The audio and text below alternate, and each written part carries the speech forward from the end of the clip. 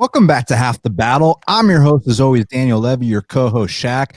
We're going to be talking UFC Fight Island 8, Neil Magny versus Michael Chiesa, and Shaq is going down this Wednesday morning, not Saturday night, Wednesday morning.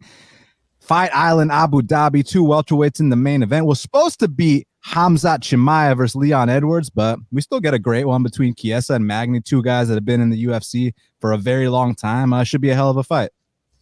Neil Magny, since he's been back from this break, he's been looking the best he ever has. 3 solid wins. And Mike Chiesa, I feel like he's a guy that's always been kind of underrated. You know, a grimy style of fighter, not the prettiest, but, I mean, look at his wins. He's got wins over Dos Anjos, Condit. So I think Chiesa's a very underrated fighter. Magny's been looking the best he ever has. So it's a good main event. I actually remember a few years back, when Magny was on his suspension, you know, Chiesa did say that he was his ticket to the top 10. So it's funny because it seems like to me, Neil Magny is the most called out guy at welterweight. Kind of like, remember when Bisping was at middleweight and every single person wanted to fight Bisping for whatever reason? It seems like Neil Magny is that guy at welterweight, Shaq. Yeah, and they find out that it's not as easy as they think. It's interesting. It's like, what is it about Neil Magny that people think is such an easy fight? Because he's got like 18 UFC wins. He's beat guys like Kelvin Gastelum. You see the current win streak he's on. He destroyed Li Jingliang, who's coming off a big win. Like, Magny is no slouch. I wonder why people think it's such an easy fight. Beat Johnny Hendricks back in the day. Like you said, Gastelum. Magny's no slouch. Condit, you know. Yeah, no doubt about it. So, look, obviously, we're going to break down this whole card start to finish. But before we do, got to let our fans know about our sponsor, Manscaped. Because listen up, fellas. 2020 sucked, and it's finally the new year, which means new balls with our sponsor, Manscaped.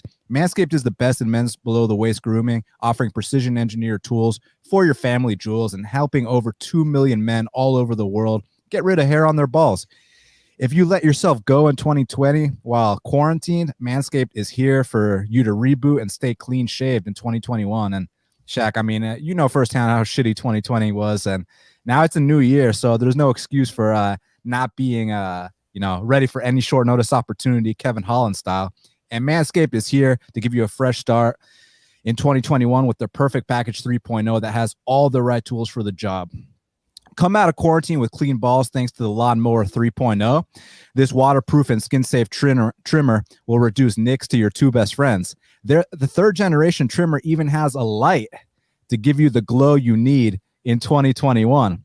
It's also time to freshen up down there with this new year. The Crop Preserver is an anti-chafing ball deodorant moisturizer, and this stuff smells unbelievable.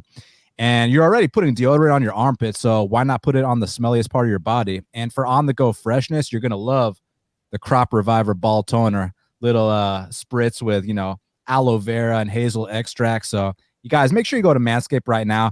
Use the code BATTLE20 for 20% off and free shipping. That's 20% off and free shipping with the code BATTLE20 at manscaped.com. Happy New Year's to your balls. They will thank you. Shaq, you've been pretty happy with these Manscaped products so far. It's been a good couple months now. 100%. No complaints. Best products on the market. I swear by them. So 100%. Hit up our sponsor, manscaped.com. Use the promo code BATTLE20, all caps BATTLE20 for 20% off and free shipping. Now, Shaq, let's get right down to business because first up in the flyweight division, we got two UFC debutantes. We got Victoria Leonardo, she's 8-2, and Manon Fiorot is 5-1. Currently, they got Manon Fiorot -200. The comeback on Victoria Leonardo is +170. So Victoria Leonardo, she won on Contender Series. She was a big underdog.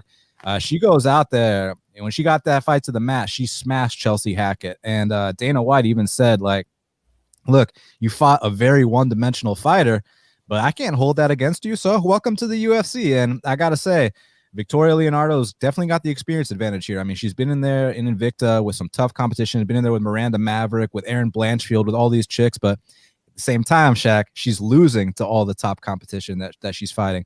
And Manon Fiorot, I'm not going to sit here and say she's Frenchy Anzonin. I mean, look, she does go out there, throw side kicks, and she is a pretty, intimidating striker for that weight class. But we got to see what the deal is on the UFC level, because I do have questions about what happens if she gets taken down.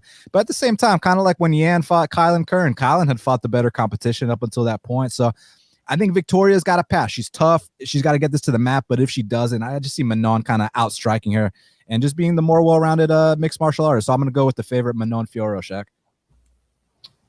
Yeah, I'm always a little suspect with those debuting female fighters, especially against people like Leonardo, who has paid her dues. She's been in there with Miranda Maverick, Blanchfield, got knocked out against Blanchfield, if I'm not mistaken. But, sometimes some of these girls on that local scene, they haven't really been in, grimy, gritty type of fights where they got to press against the cage and work back and forth and transition. So who knows?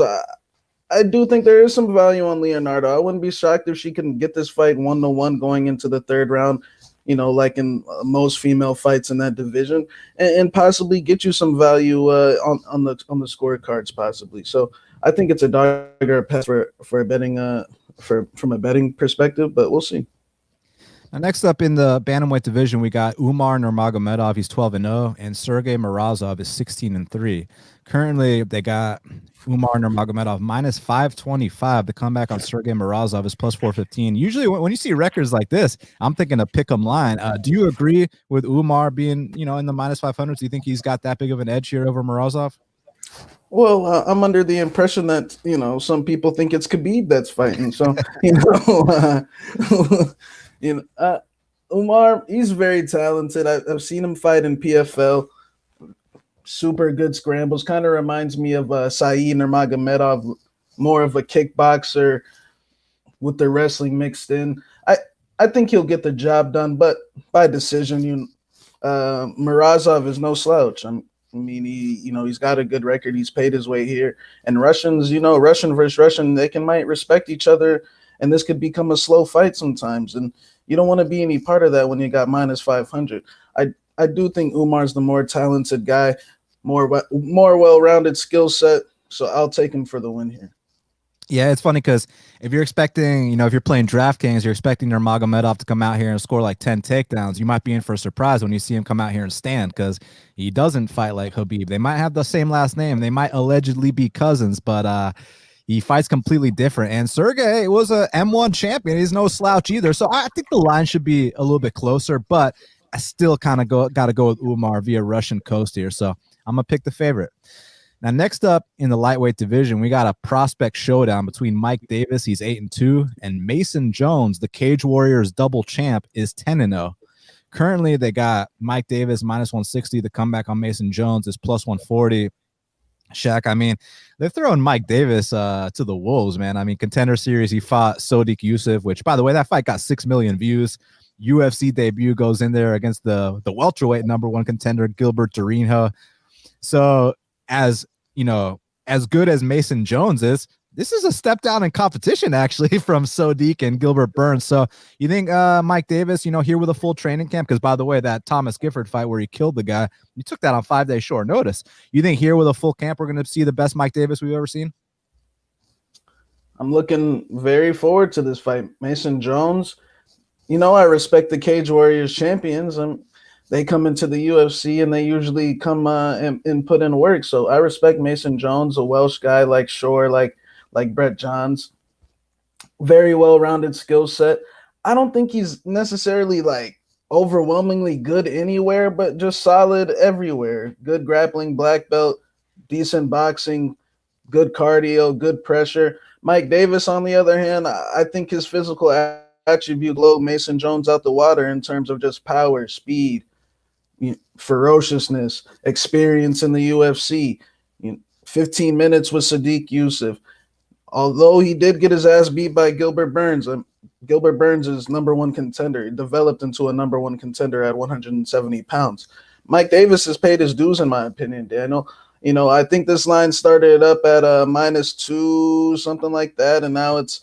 And I get it. Mason Jones is a solid guy. I think Mason Jones will go on to win a lot of UFC fights, but I think his competition in Cage Warriors, my bad.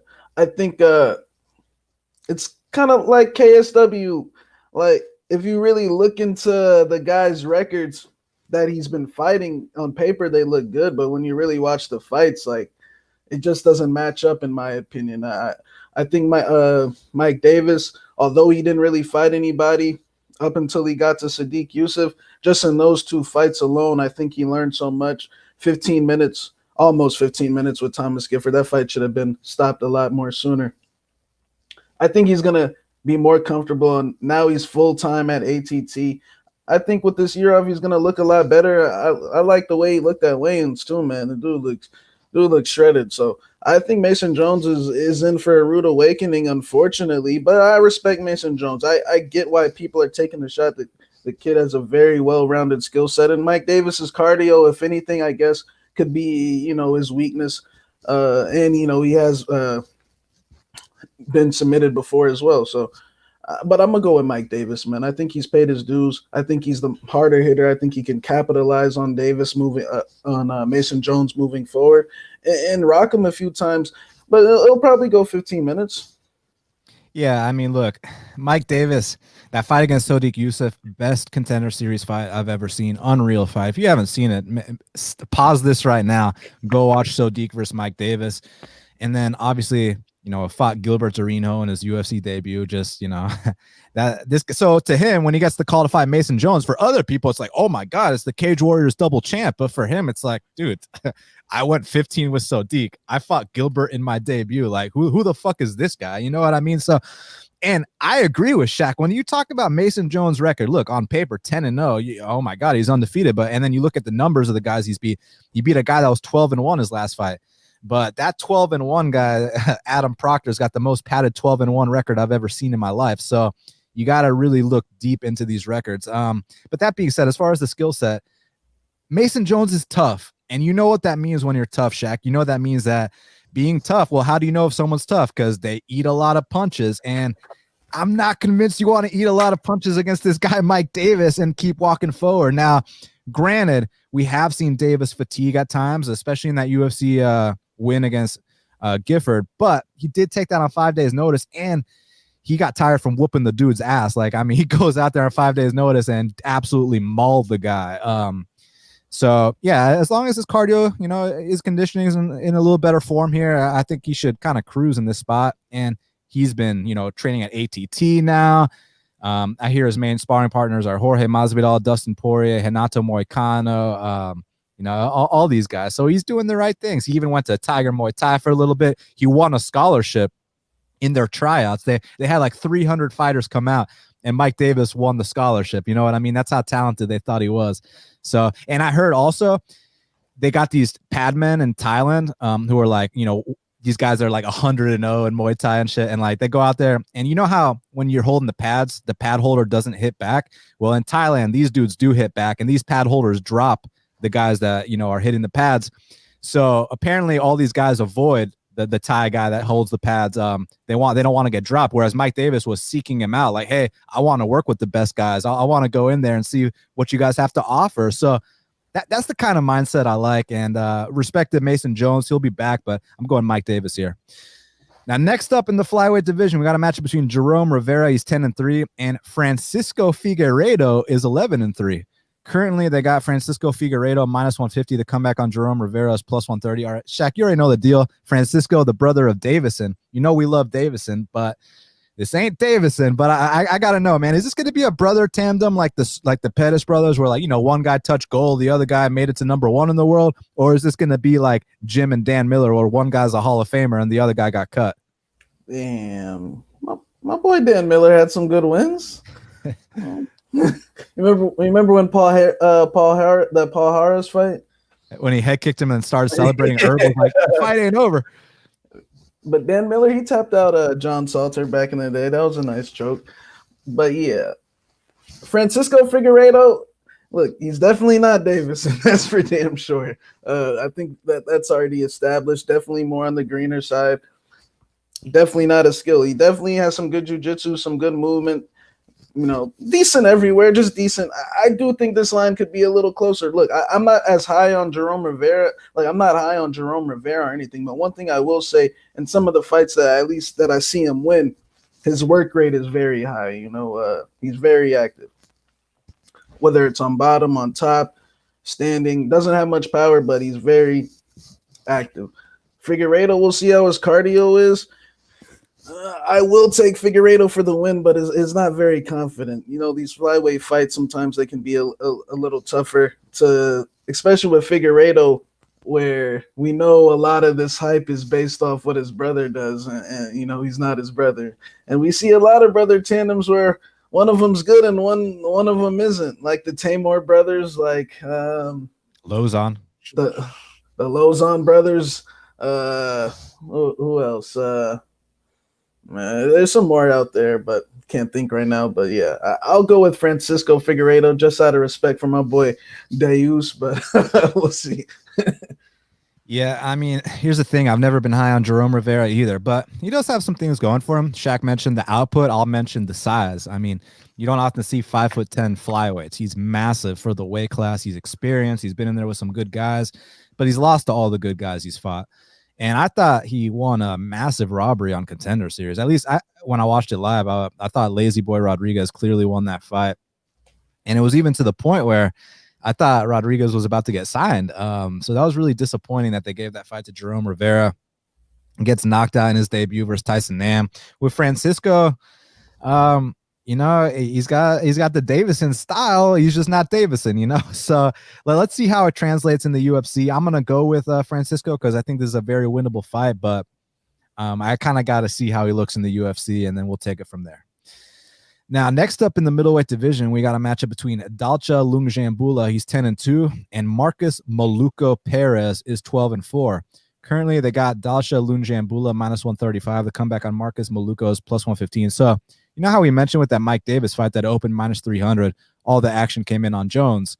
Well, here, Dalcha opened -350, Shaq. All the action's been coming in on Markus Maluko, who is coming off a brutal KO loss. And let me just preface that by saying this. So you know how Markus Maluko just fought Dricus du Plessis. So interestingly enough, Dricus du Plessis is like Dalcha's biggest rival because they both come from that EFC fight scene in South Africa where Dalcha was a double champion. He was light heavyweight and heavyweight champion, and I believe du Plessis was middleweight champion. So they always wanted to make the fight between du Plessis and Dalcha, but then Dalcha ends up getting signed to the UFC. Now they're sharing an opponent. Maybe we can see the fight down the line. But with that being said, Markus Maluko, I like the guy. He's exciting. He cashed a max bet for us against James Boknovic. He comes to fight every single time. It's just I think he's kind of outsized at middleweight, and he does a lot of questionable shit. He was looking really good against du Plessis, good to the point where he starts getting a little cocky. He starts trying to do that Yair Rodriguez Korean zombie elbow. He spams too many spins. He gets bullied a lot, backs himself into the fence. I like Dalcha dropping 20 pounds to middleweight here. And, he's always had the knockout power. He's got good wrestling, but now in his proper weight class. And Shaq, he moved to the States for this camp. He did it at Extreme Couture, which I believe Ankaleev is there too, his last opponent. So he might even be training with his last opponent, which is like, those are the kind of things I like to see. Like you lose to someone, hey, let's go. If you can't beat him, join him. You know what I'm saying? So I like the fact that he's training here in the States. He's going to look a lot better. And Maluko's coming too soon off a devastating knockout loss, man. So I'm going to go with Dalcha here to get it done. It's a good fight. Maluko Perez, I'm going to just go ahead and say it. I no longer think he's UFC caliber. I think his style, there's nothing in between. He's got a bunch of spins, good chokes, a decent left kick to the body, but what else? There's no jab, no straight. Anytime things hit the fan, he goes to the spins. He gets bullied. I mean, we're talking decision losses to Andrew Sanchez, to a knockout loss to du Plessis, absolutely bullied around by Eric Anders. Had the nice win over Fluffy Hernandez in Brazil, but Fluffy Hernandez was like, 5-0, 6-0 at the time, very inexperienced. Just because he knocked out Beverly Hills Ninja, didn't mean anything. So, as we learned about with my boy Young Buck this past weekend, but I think Dalcha's making the right steps. Not only is he at Extreme, man, he's working with Francis Ngannou. He's working with Michel Pereira. I see him on Instagram Live with Michel Pereira because Michel Pereira and Johnny Walker moved down there too as well. He's been in practicing with them as well. So I think this guy's making the right steps that he needs to make. As we saw on tape in EFC, we knew he was green. We knew he was more muscle strength than he had skill. He needs to clean up a lot of things. Dropping 20 pounds, I mean, that's a lot of discipline right there for a guy like him. That means he has to be running every single day. He's got to be in tip-top, shape, as where Maluko, he's trying to eat up to he's trying to eat everything in sight because, he's got to keep that weight on. I think Dalcha's going to win this fight. And not only do I think he's going to win, I think he's going to finish Maluko. I don't think Maluko's UFC caliber, man. He has no in-between game. I think Dalcha just needs to close the distance, push him back, don't get finished, and you will bully him for a decision win or possibly knock him out off one of these spins if you can capitalize. Like I said, the longer you put pressure on this guy, he's going to make a mistake. And I think Dalcha how do you say his last name? Lungiambula is gonna get this knockout win, man. Next up in the flyweight division, we got a matchup between Mudaerji, he's 13-4, and Zarrukh Adashev is 3-2. Currently, they got Mudaerji minus 450. The comeback on Zarrukh Adashev is plus 375. So right off the bat, I mean, I know that the fight is lined where it's at and stuff, but don't let the 3-2 record fool you. He was actually 16-3 in kickboxing, and I think that this fight will primarily stay on the feet. But that being said, MMA experience counts for a lot, and they call Mudaerji the Tibetan Eagle, but as we like to call him, Shaq, the Chinese Connor. Chinese Connor is no slouch, man. He's very exciting, tall for the weight class, beautiful straight left, very exciting striking, good kicks, athletic, young. He's got a lot of experience and potential. I like this guy a lot.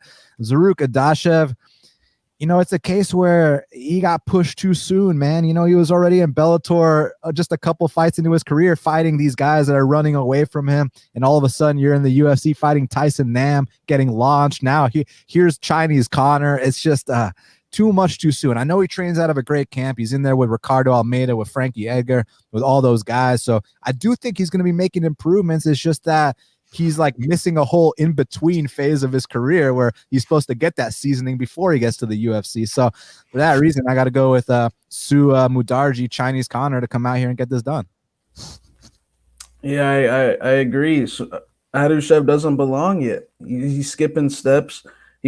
Not only was he skipping steps, he had 4 pro fights and he lost one. So you're pushing the issue already. Like he lost to one of those jobbers on the local scene. You know what I'm saying? So it's kind of, I don't want to compare it to Phil Hawes in a sense, but something similar. Like he's had 4 fights and he lost one of them, and you're still gonna try to push him to the UFC. I get he was a glory striker, but he wasn't a glory strike. There's like, me and you both know this, but there's different levels of glory striker, Daniel. Like, there's Giga Chikadze level of glory striker, and there's Carl Roberson level of glory striker.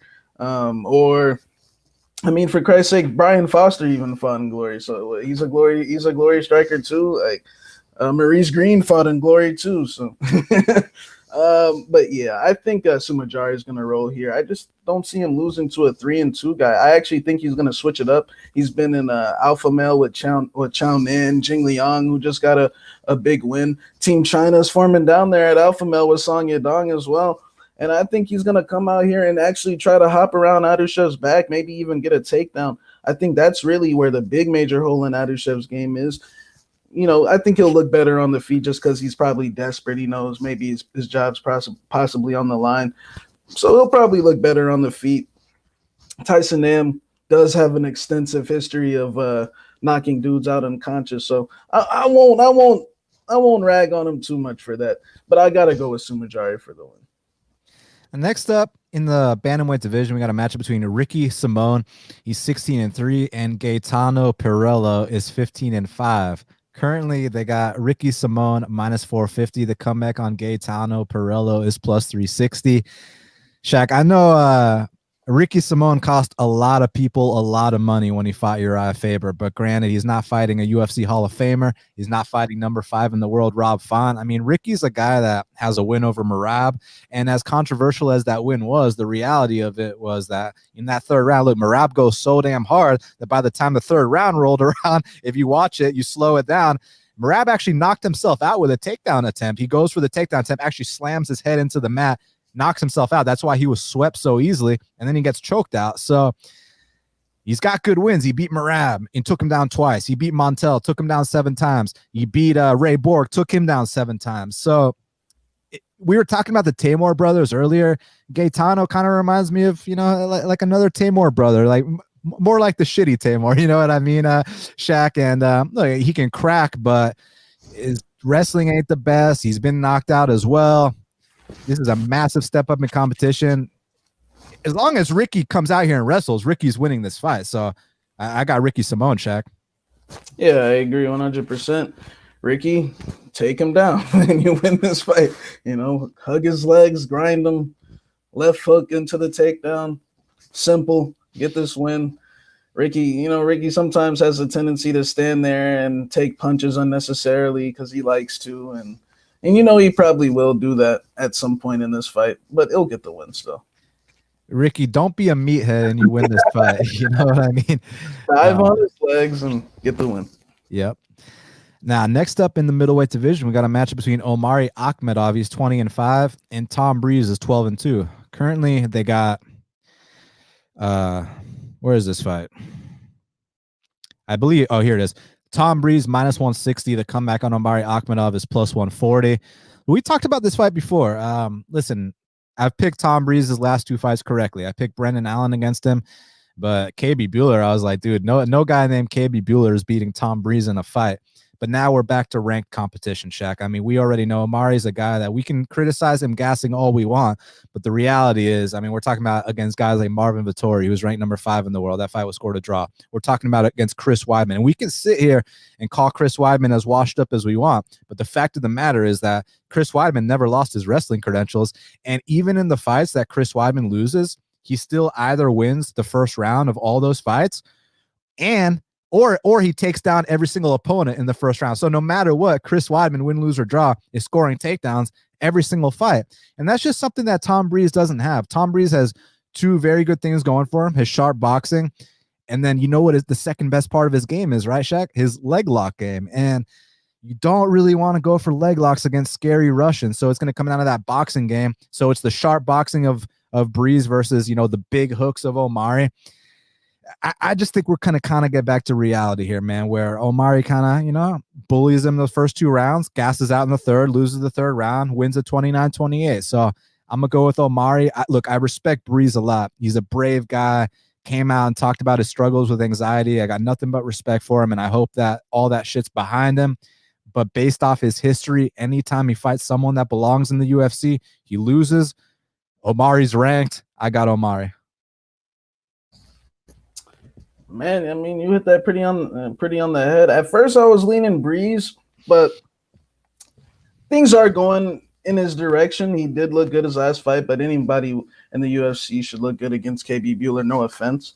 Omari Akhmedov, like you said, we can criticize his gassing all we want, but at the same time, Marvin Vettori couldn't beat him in a fight. Chris Weidman. Although Chris Weidman did get the nod, you know how many times Omari single leg Chris, even though he lost in that second round, I mean, he chained together multiple single legs.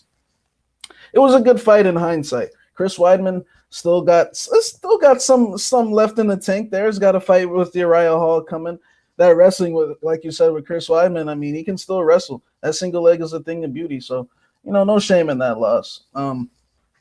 Yeah, I agree. I think Tom Breese does have some UK wrestling a little bit. Does go to, like we saw in the Brendan Allen fight, he did get muscled down. And I could see that situation like the Ian Heinisch fight where Omari just bullies him, kind of Breese feels his power, becomes a little hesitant, holds back a little bit. Omari wins the first 7-8 minutes of the fight. Towards the end of the second, he might start to slow down, and then third round, hold on, Omari. So yeah, I kind of do see that, and I think that's where the bet should be, man. Honestly, I don't think you can lay that much on Breeze. He's done absolutely nothing. All we're basing this off of is talent. Anytime things have hit in the fan for Breeze, I mean, he's folded. Brendan Allen fight. I know you remember the Sean Strickland fight back in the day, who's, whenever he fights this level up in competition, good fighters like Strickland, Brendan Allen, we know what happened. So I agree, man. I'm going to go with Omari. I think he probably learned a lot in that Chris Weidman fight. He's like, man, I probably got to address this cardio thing, man. So we'll see. I'll go with Omari Akhmedov as well. Now, next up in the featherweight division, we got a matchup between Lerone Murphy's 9-0-1 and Douglas Silva de Andrade is 26-3. Currently, they got Lerone Murphy minus 300. The comeback on Douglas Silva is plus 250. So, Shaq, if this fight was in Brazil, it might be a dog or pass situation. However, it is not in Brazil, and the flight from Brazil to Abu Dhabi is over 20 hours long. And you take it a step further, and Douglas Silva de Andrade is fighting in the wrong weight class. He is not a featherweight. He is a bantamweight. So that being said, you think the British featherweight prospect Lerone Murphy keeps his undefeated record intact? This is a good fight. Lerone Murphy, I like what I've seen. Went down to Russia, fought Zubaira Tukhugov in that heat in Abu Dhabi. And did I say in Russia? It was in Abu Dhabi, my bad. And held his own, lost the first round, big, got dropped. But then he came back those last two rounds and capitalized on the gassing Tukhugov and was able to get a draw. And then he followed that up with a knockout win over Ricardo Ramos. Ricardo Ramos is no slouch. And the ground and pound. And I like how calm Lerone Murphy is in there. The dude is very calm. Like, even when he's in bad spots on the ground, he seems like he knows what he's doing. The issue is, man, Lerone Murphy, this fight, man, I don't want to say it reminds me of a certain fight or anything like that. It's just, what fight does it remind you of? He was he was a big underdog in hold on real quick. He was a big underdog in his two fights against Tukhugov, not a big against Ramos, but he was the underdog if I'm not mistaken, right? And now he's a big minus 300 favorite. So now it's a different spot. In those two fights, I mean, people were counting Lerone Murphy out. Now everyone's counting on Lerone Murphy to win. And I actually do think it's going to be a closer fight than that line indicates. And I actually disagree with the Douglas. At first I was agreeing, but then when I watched this fight with Henan, I know it's Henan Barral, but Douglas de Silva put on a lot of size, man. Like he actually looked like really big. And I actually think his cardio is not as bad as people think. I've actually seen him maintain good 15-minute paces. The Henan Barral fight was there was a 30-26 scorecard. And Lerone Murphy has a big weakness in this game with the takedowns. Now, I know that Douglas de Silva isn't known necessarily for chaining takedowns together or anything like that, but it's just a glaring hole that I see in Lerone Murphy's game that if you shoot, he will go down. He works his way back up. But de Silva, like I said, I know he got his ass beat by Peter Yan, but that's Peter Yan. Like, Peter Yan would do that to Lerone Murphy as well. And he has a win over a 30-27 win over Chito Vera. Lost to Rob Font. There's no shame in that. Rob Font's top 5, if I'm not mistaken. So I actually think De Silva's fought the slightly tougher competition, even though he lost to Tukhugov. But I think he's fought more tougher, consistent competition over the years, a little more experienced. Lerone Murphy is bigger, 100%, especially with the height. And I think that if he lets his hands go, yeah, he can win this fight. But I just think minus 310, 320, whatever it is a little too high, a little bit too much dependent on a guy that's still developing. And I feel like Douglas de Silva, even though he's a finished product, yeah, the record is padded and all that stuff, but he's got plenty of UFC experience against good guys. And I actually thought he looked good in his last fight, man. Yeah. So you going with Murphy or what? Yeah, I'll go with Murphy, but I think it's a dog or pass situation. I feel you. I mean, listen, I like Murphy because he went from fighting like nobody on his regional scene to all of a sudden, hey, here's Tukugov in Abu Dhabi, you know. And usually when you fight a guy with with OV as the last two letters of his last name in Abu Dhabi, you go to a close ass decision. I mean, I know Shaq remembers Muslim Salikov versus Lizu Zaleski. So Lerone Murphy got it to a draw against a Russian in Abu Dhabi. So much respect. Then he goes out there against Ricardo Ramos, who was looking really good. And Lerone destroyed him like it was nothing. And not only that, like I already alluded to, Douglas doesn't do as good outside of Brazil. I don't know why. I mean, I know why, but I don't know exactly why. Like, do they not have the same testing in Brazil or something? Because like that fucking Vera fight, dude, like whatever Flintstone vitamins he was on in that Vera fight, if he can just get those to Abu Dhabi, man, then it is a dogger pass situation. But I'm gonna have to go with the size advantage, the 5-inch reach, the youthful energy. I think Lerone projects further than Douglas D. Silva does. So I'm gonna have to go with Lerone Murphy to get this one done. Now, next up in the flyweight division, we got a matchup between Tyson Nam, he's 20-11, and Matt Schnell is 14-5. Currently, they got Tyson Nam minus 130. The comeback on Matt Schnell is plus 110. So, Shaq, this one is pretty cut and dry. I feel like if this goes to the scorecards, you got to favor Schnell. That being said, Schnell does not have the best chin in the world, and Tyson Nam, let's just call it how it is. He's one of the best knockout artists in the history of the flyweight division. I mean, it dates back to even at bantamweight. I mean, I know you remember that upset he had against the Bellator champion Eduardo Dantas. I know you remember back when he fought in Russia against Ali Bagautinov, lost 14 minutes and 59 seconds of that fight. Knocks out Bagautinov with 1 second left in Russia. Tyson Nam can knock anybody out at any point. It's just the reason why he loses these decisions is because he's so confident in his knockout power that he'll literally take minutes off because he's banking on his ability to land that one big punch. Basically, I'll compare his overconfidence in his knockout power to Dusko's overconfidence in his head movement. And when it goes to scorecards, it'll bite him in the ass. But here against the guy in Schnell, who is extremely chinny, I think he's got a good chance to get this knockout. It's just, if you're betting Nam and this hits the scorecards, get ready for a sweat. But that being said, I'm going to go with Nam to catch him along the way and get a knockout. So I got Tyson Nam. It's an interesting because Matt Schnell, when he was on his win streak, I didn't buy it, man. I wasn't buying it. I know a lot of people were taking him in that Pantoja fight going in, and I kind of thought that was a stunt in a sense. Not saying like he was going to win the fight and he screwed it up for himself, but just the approach of that fight, I was like, whoa. I mean, that was like a Ryan Spann, Alvey situation or something like that. I was like, whoa, bro. Like, I thought he would, he had worked his way back up. I thought he would have fought with more, Pantoja was a top 5 guy. Oh yeah. Yeah. So Matt Schnell, man, I'm worried about him, man. I know he switched camps to Fortis MMA, but the chin has always been a major concern. And when we talk about that streak he was on, let's just be honest real quick. He fought Marco Beltran, not in the UFC. He fought Inoue, not in the UFC. And he fought Louis Smolka. I'll give him that one. Louis Smolka finished him, but my gut tells me Louis might have not been in the best place in that fight. But yeah, I think Tyson Nam, I don't buy this whole I see people saying that a lot this week, but Tyson Nam's got good takedown defense. He moves forward in a lot of his fights. Schnell's gonna have to win this fight by jabbing, staying in the pocket, picking him apart, like kind of like Kai Kara France running away on the outside.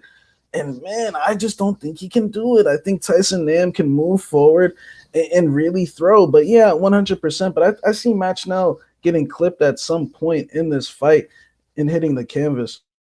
Matt Schnell, he is fast. He does have a little bit of a speed advantage. And like you said, Tyson, I kind of compare him to slightly lesser Jeremy Stevens for flyweight. It's like, if this hits the cards, yeah, his history on the cards isn't good. It's actually very bad. But, so I'm going to go with Tyson Nam, though. I don't like the approach of Matt Schnell in that last fight. It was very alarming to me. And I know Tyson Nam lost to Kai Kara France and Sergio Pettis, But those guys were top 10 at some point. Kai Kara-France is right on that borderline. So, and I think if that fight was in Vegas, personally, it could have been a lot closer. But it was in Spark Arena, so you already know the deal there. But I'll go with Tyson Nam for the knockout win. Just ask my boy Paiva what it's like fighting Kai Kara down under. You know what I'm saying? You fight Kai Kara down under, you better kill the guy or else you're losing a decision. That's just how it goes, man. But yeah. Next up in the flyweight division, we got a matchup between Roxanne Modafferi, she's 25-17, and Vivi Araujo is 9-2. Currently, they got Vivi Araujo minus 330. The comeback on Roxanne Modafferi is plus 270. Listen, I got to give Roxanne Modafferi a lot of credit because I know Shaq remembers back in 2010 all the way to 2013, Roxanne Modafferi was considered the laughingstock of the women's division. She lost 6 fights in a row. She even got slam KO'd more than once. People were like, oh, Roxanne Modafferi, that's the easiest fight on the roster.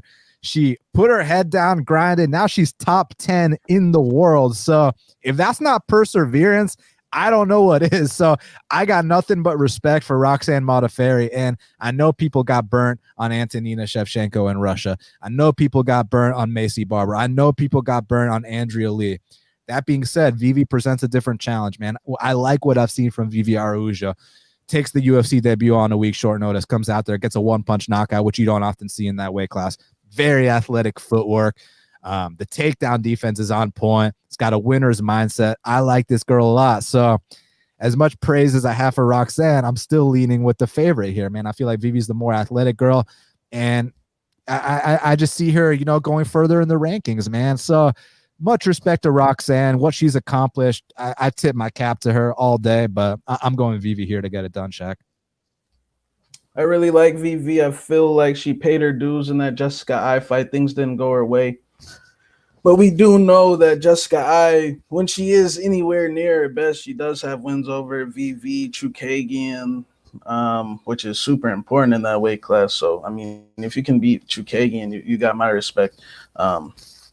So there's no shame in that loss. Bounced back very nicely against Montana. I thought that was actually a good performance. I can't say great, but just a very solid performance. I thought De La Rosa looked the best she had, and VV, just the movement, the power, the speed, the cardio maintained. That was always my big issue with VV, was her cardio. Because in that Alexis Davis fight, my bad. I bet her in that spot, and she kind of fatigued in that fight, and things kind of got a little sloppy, and that was also the reason why she lost to Jessica Ai.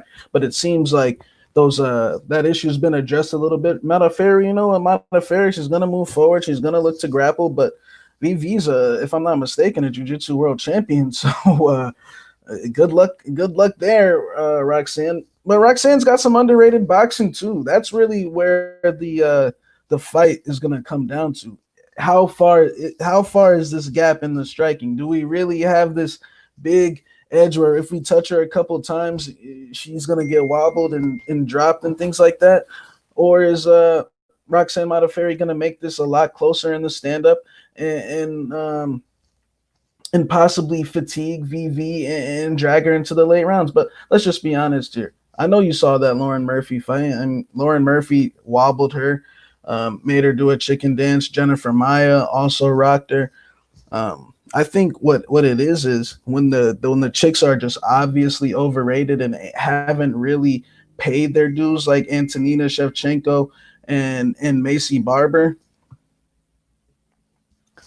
Antonina Shevchenko wasn't really that impressive in my opinion, and Macy Barber, her only wins were against Jillian Robertson, JJ Aldridge, in which she looked bad for a round, and Hannah Cipher. So things kind of make sense in hindsight of why Roxanne Modafferi, I mean, she was just getting flat out disrespected in spots that she shouldn't have. But anytime she fights anyone established that's paid their dues, like Maya, like Lauren Murphy, I think we see what ends up happening. She ends up being a stepping stone for these fighters. So I see that happening again on Saturday night. Roxanne Modafferi, look, I compare it to Andre Arlovsky. I mean, they're in they're in their little club. Every time we think they're gonna get absolutely destroyed, they end up coming back. But I got Viviane Araujo and Andrea Lee. Bro, Andrea Lee can't stuff a takedown to save her life. So I mean, I got Vivi. And real quick, before we talk about the featured bout, just got to ask all our fans listening right now, all 80 of you, do us a favor, hit that like button and hit that subscribe button. It helps out the show. It helps out us, helps out half the battle. So thank you guys very much. Hit that like and subscribe. Now, Shaq, the featured bout in the light heavyweight division. And I never thought that this would be the featured bout, but it is. And it's funny because watch this be like a really entertaining 1-round fight, and then Mick and Sean are going to look like geniuses putting this where they put it on the card. But anyways, we got Ike Villanueva. He's 16-11, taking on Vinicius Mamouche Moreira, who's 9-4. And by the way, Mamouche means mammoth in Portuguese. Isaac Villanueva is -140. The comeback on Vinicius Moreira is +120. So I got questions about Mamouche. I mean, I got questions about both guys, but my question about Mamouche is this. Because, like, he was, like, kind of on a run prior to making that UFC debut, and he was, like, submitting a bunch of people. You think maybe the drug testing fucked him up a little bit? Because I know he just tested positive for something recently, but they gave him, like, a pass. He's back on this card because, like, he goes on, like, this big run. Then he makes it to the UFC. He gets stopped in the first round every single fight. So I don't know. Shaq, what do you kind of think, man? I mean, was he just not ready this whole time, or was he on Vitor Flintstone vitamins? I'll tell you what it is. He sucks. I'm just kidding. But I think Mamouche is a one-dimensional fighter. He's got the black belt in jiu-jitsu, but he can't take a punch. Sometimes he is, but if you go back to his fights, he was fighting in India. I forget the promotion, but Sarah Froda fought the girl with all the tats. Brave? Nah, not Brave. Like, it's in India, Super Fight League or something like that. It's on MTV, actually. Yeah, Super Fight League. And Mamouche would get rocked in all those fights, clipped to big shots every single fight. But anytime he got on top, he would just finish the guy. Now in the UFC, dudes know what you're gonna do, and now they know we need to jump on this chin right off the bat before he gets on top of us. He was able to submit John Allen in Contender Series, but if you watch that fight, I think what really happened is John Allen got so tired of beating his ass that Mamouche got on top of him, and that was it. So props to Mamouche. That's going to be his path to victory. If Ike Villanueva is ever going to win a UFC fight, tomorrow is the day. And this is his only chance. This is his only chance he's ever going to get. He has to clip this dude before he gets taken down. Ike, look, 100%. Everything you see is just his journeyman, jobber, all that good stuff. But he is tough. He kind of got a tough break his last fight with the Beverly Hills Ninja. It got cut and the fight was over. Who knows? Who knows how that fight would have kept going if it would have kept going. Unfortunate. Chase Sherman did his thing against him, but we know Chase Sherman can look good against some dudes. You know, Chase Sherman tested positive too. Oh, really? Wow, I didn't know that. So he was juiced. But I'm gonna go with Ike, man. I think finally the journeyman will have his day. I think he clips Mamouche early in less than a few minutes and gets his first UFC win. It's not too confident, but Mamouche is like, man, it's kind of scary. Paul Craig knocked him out. Eric Anders knocked him out. Who else? That's it. Alonzo Minifield. Alonzo Minifield. Yeah, well, all those three dudes are respectable for sure, but definitely better than Ike. So, I mean, I wouldn't be shocked if it went the other way, but we'll see. So you're going Ike? I'm going to go on Ike, yeah. Okay. So this is tough because it's like you got a jiu-jitsu black belt with no chin in Vinicius Moreira, and then you got a bar brawler in Ike Villanueva. So I don't know, man. I'll go with Vinicius, but he could easily get knocked out here. Easily. So don't be surprised if it goes. I'll just be surprised if it goes the distance, right? So you got Villanueva by knockout. I'll go Vinicius by submission. Let's see what happens. Co-main event of the evening in the welterweight division. We got Warley Alves. He's 13-4, taking on Munir Laziz, who's 10-1. Currently, they got Munir Laziz -240. The comeback on Warley Alves is +200. So odds makers were like, you know what? -115 a piece. How about y'all let us know who the favorite is? So people did let them know who the favorite was, and now Munir got steamed all the way to -240. At this point, it might even be a dogger pass situation, but at the original line all the way to like -175, maybe even to -190.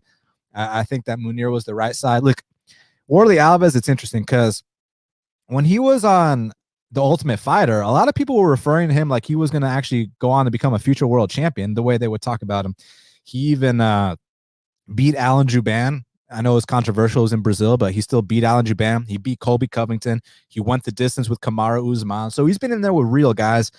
It's just that there's a big issue with Warlley's game, and that's his pacing. I don't know what it is, because he gasses out every single fight after the first round, and it's like, it's not because he's not out here running his miles. He's got Anderson Silva's strength and conditioning coach. I know Shaq knows who I'm talking about, that big fucking roided up guy. That's Alves' strength and conditioning coach. So it's not like Alves ain't running his sprints or his miles, or he's not in the gym. It's just that he goes so damn hard for that finish early that when he doesn't get it, not only does he fatigue, but he kind of gets discouraged too. And this is nothing new, man, from his first fight to his last fight. I mean, you watch that fight with Randy Brown. He dominates Randy Brown, but at the end of the first round, his corner has to come and like pick him up off the ground because the guy can barely move. So it's like one of those things where I don't see it ever changing. And he's still young. He's only 29, right? Munir Laziz. So he surprised a lot of people in that Razak Al Hassan fight, man. He looked amazing.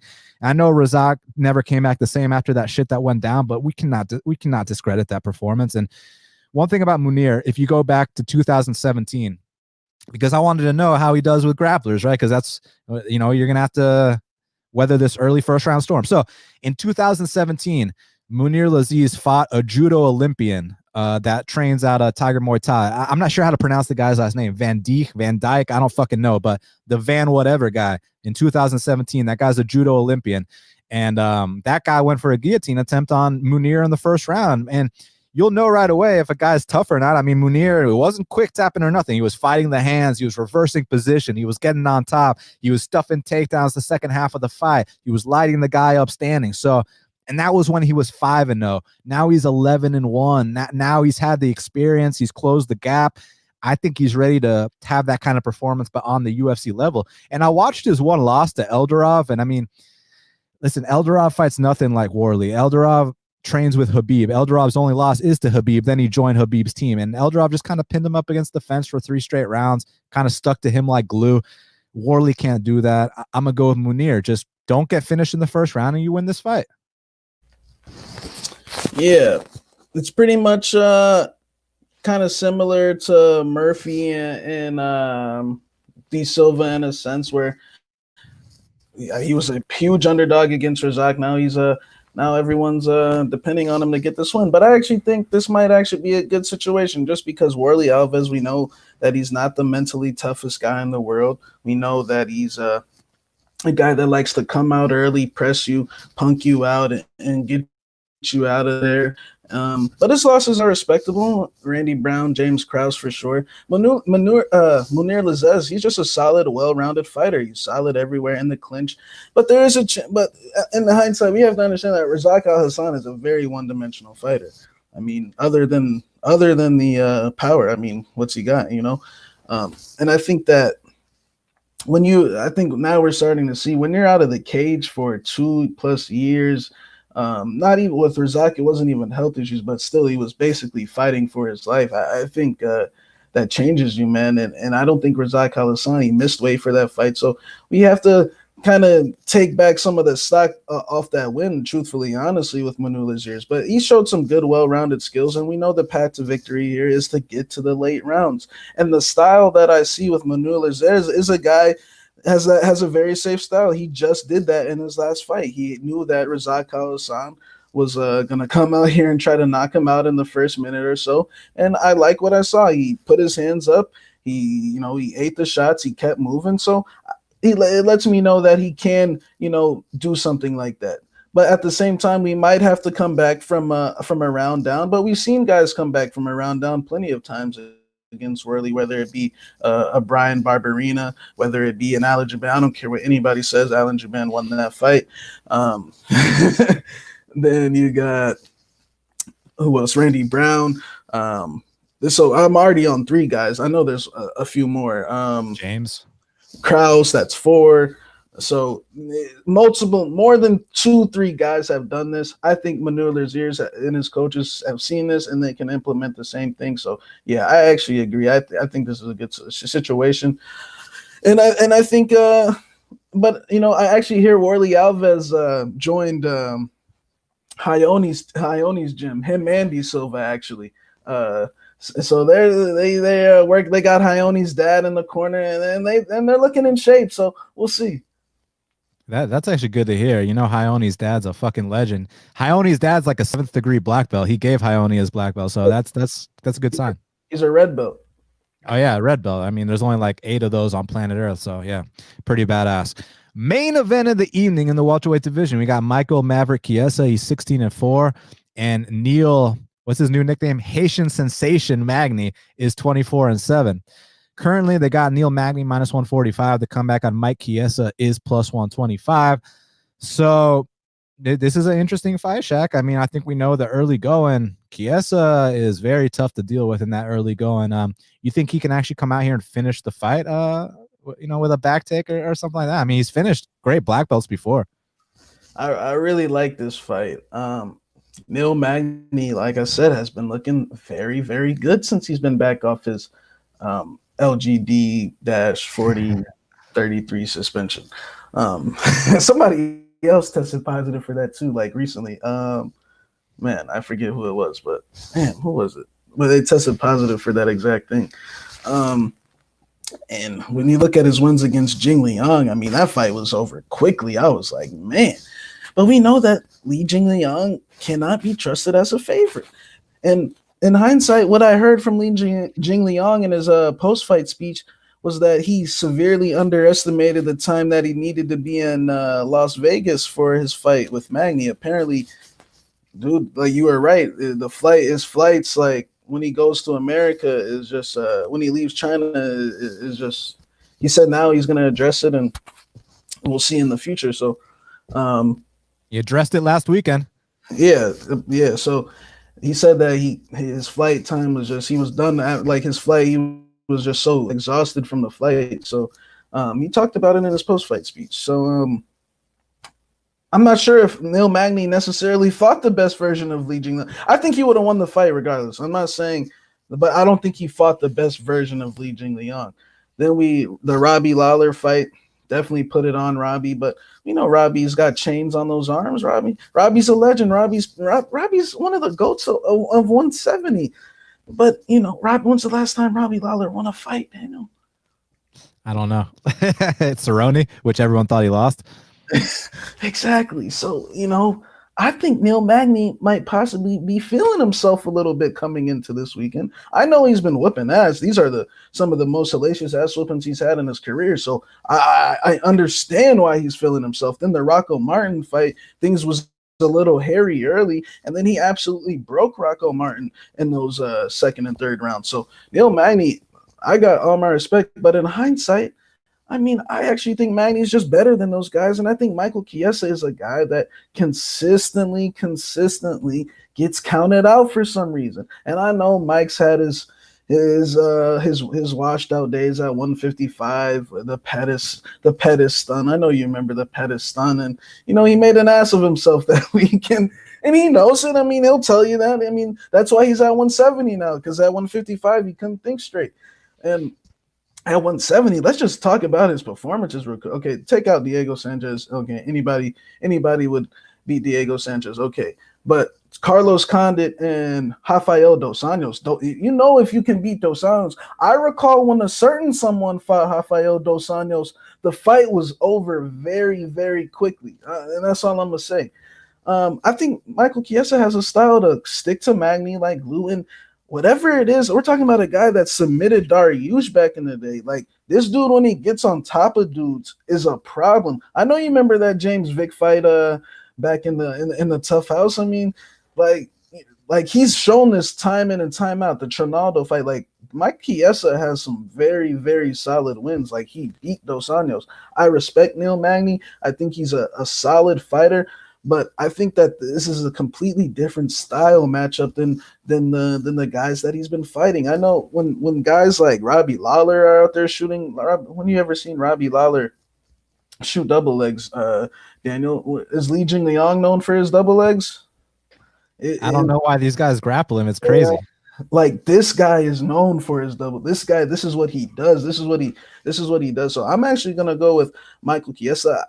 Neil Magny is a good fighter, but from the interviews I've seen, I think he's coming into this weekend really cocky, and I think that Michael Chiesa's, he's respecting him. Look, I know Mike did say that in his post-fight speech a few years back when he said Neil Magny was his ticket to the top 10 and all this stuff, and Neil feels some type of way about it. And I get it. I understand. And Neil said when he was on his suspension, he said every weekend he watched the UFC, it was like someone was saying that I'm the easiest fight in the division. And he was like, dude, what the hell? Like, I'm the easiest fight in the division. Like, and he's saying Kamzat and them we're a little hesitant on the matchup and things like that. So we'll see. But I'm gonna go with Michael Chiesa to get this job done. Of course, Magny's got the better jab game, better footwork game, straight right hand, better footwork.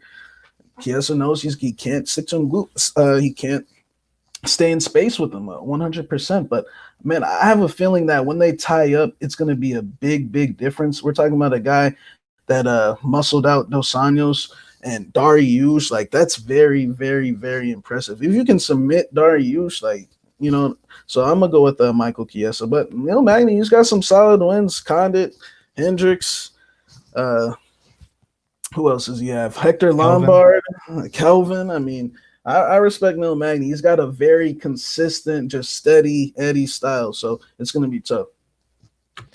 Look, you brought up some great points, of course. Chiesa, very deceptively strong, and he's been looking a lot better since he moved up to 170, no doubt about it. As far as the RDA fights, I do have to address that. I mean, look, one guy did dominate him, one guy got killed by RDA, but we know MMA math doesn't really mean shit. And also, look when each guy fought him. Magny fought him in 2017 when, RDA was done with lightweight. He was like, hey, I'm making my run at welterweight. And then he had 5 rounds with Colby, 5 rounds with Kamaru. And then all of a sudden it was like, actually, let me go back to 55 where I belong. So Chiesa kind of got the remains after Kamaru and Colby kind of ran the train on him, man, for 10 straight rounds. So not discrediting that win, because Chiesa still did his thing and he looked fantastic doing it too. I just think that Chiesa kind of has to get this done in the early going. And historically speaking, even though, I know you're right, Lee, Robbie, they're not really wrestlers. I mean, Robbie does have a wrestling background, but he's known for his knockout striking. These guys exhaust themselves trying to grapple with Neil Magny unless they're like on Damian Maia's level. So the early going, Chiesa's probably going to take his back first round, maybe gets a finish. I would not be surprised. It's just down the stretch. That's where I got the questions, because I don't think that there's like a fallback plan for Chiesa here. I would be utterly shocked if Chiesa comes out here with like some calf kick game plan, establishing his jab. Now, granted, I know he dropped Jorge Masvidal. You don't got to remind me. He does hit deceptively hard. It's just the process of with his stand-up ain't the best, man. So I do think that he only has one path to victory here, and I think down the stretch that Magny can get off on that Denver elevation cardio, that pace, the output, the jabs, the kicks. And then if Chiesa starts to get tired, I won't be surprised if Magny even starts getting takedowns of his own. But I think Magny, after the first and second round, starts pinning Chiesa up against the fence, starts getting those shoulder strikes going, knees to the thighs, mixing in takedowns of his own, popping the jab, kind of MMA clinicking him up. It's just first 2 rounds got to be very, very careful. And I think people forget that Magny's got underrated offensive wrestling too. I mean, he out-wrestled Kelvin for 3 straight rounds in Mexico. But then again, we talk about the championship rounds, and you think that a guy with the cardio of Magny excels in the championship rounds, but actually, historically speaking, he lost the 4th and 5th to Kelvin. He got knocked out by Pons in the 4th. So the times we've seen Neil in championship rounds, he's actually lost, but we've never actually seen Chiesa in a championship round before. So I'm very curious to see what happens if this fight gets extended. I'm leaning with Neil Magny to kind of outwork him down the stretch. So let's see what happens. Now we got to talk about the fight to watch and the fighter to watch. So I'm going to take it first, the fighter to watch. So I'm looking at Chinese Connor Mudaerji, man. I mean, he's going up here against a guy with a 16-3 kickboxing record, and he's got the chance to extend his win streak to 3 in a row. and he's just a kid. He's only what, 24, 25. He's very big for the flyweight division. I think he's got a bright future, man. So Chinese Connor Mudaerji is my fighter to watch. Shaq, who is your fighter to watch? My fighter to watch is going to be from England, Mr. Tom Breese. I mean, they've been saying that this guy has all this potential, and I think this is if he's ever going to live up to it, tomorrow's the day. I mean, I know we need a lot of people from England to take over the torch for Bisping, and who's going to emerge as that next big UK star, man? Yeah, fantastic question. So now the fight to watch. So there's definitely a couple very good fights. I'm probably going to steal yours, man. I got to go Mike Davis versus Mason Jones. I mean, we got the undefeated champ from Wales, from Cage Warriors. Mason Jones coming in here with a lot of hype, taking on this freak athlete, Mike Davis. Dude, you go on Mike Davis IG and look at some of the workouts this guy's been doing. Like, when I tell you he is a freak athlete, he's not just a good fighter, he's also a specimen athlete as well. And now he's working with Phil Daru. I just think that this fight is going to be fireworks. So for me, Davis versus Jones, that's my fight to watch. Shaq, what's yours? My fight to watch is going to be in arguably the most exciting division in the UFC, and that's the flyweight division. That's Tyson Nam versus Matt Schnell. Matt Schnell needs a big win, in my opinion, and Tyson Nam, this is in my opinion, the biggest momentum, that he's had in his career in a long time. I feel like if he gets the win, just with his exciting style, you could see Tyson Nam in a big fight. This is his last run in his career. I know he's like, 37, 38, if I'm not mistaken. Somewhere up there. So this is Tyson Nam's last run, and this is a guy that I know everyone remembers when we a few years back when he kind of got blackballed and with the whole World Series thing, things didn't work out. And now to see him here, man, it'll be good to see him have some success. Matt Schnell is a very entertaining fighter. Win or lose, Matt Schnell is going to be in an exciting fight. So that's my fight to watch. He really is 37. I just had to look that up. Wow. But man, looking better than ever. So that's going to definitely be an interesting fight for sure. Shaq, thank you very much for joining me. Thank you very much to all our fans, all our listeners, all our supporters. We truly, truly appreciate it. Make sure y'all show us some love by hitting that like button, hit that subscribe button. You can follow Shaq at MMA Genius 05. You can follow me at Best Fight Picks. Go to bestfightpicks.com for the plays. Check out our sponsor, Manscaped, at manscaped.com. Use the promo code BATTLE20 for 20% off and free shipping on any order. Subscribe to Half the Battle on iTunes, SoundCloud, YouTube, Stitcher, Spotify, all the places where we are available. We'll be back on Thursday to break down the real Conor McGregor versus Dustin the Diamond Poirier. Man, the rematch. 6 years in the making, Shaq, and up a weight class now. It's going to be unbelievable. UFC 257. We'll do a full breakdown of that entire card. So we truly appreciate it. Once again, follow Shaq at MMA Genius 05. Follow me at Best Fight Picks. Also, I have some written work available at linemovement.com. You should check them out too. So thank you very much for your support. We'll be back on Thursday. And until the next time, let's cash these bets.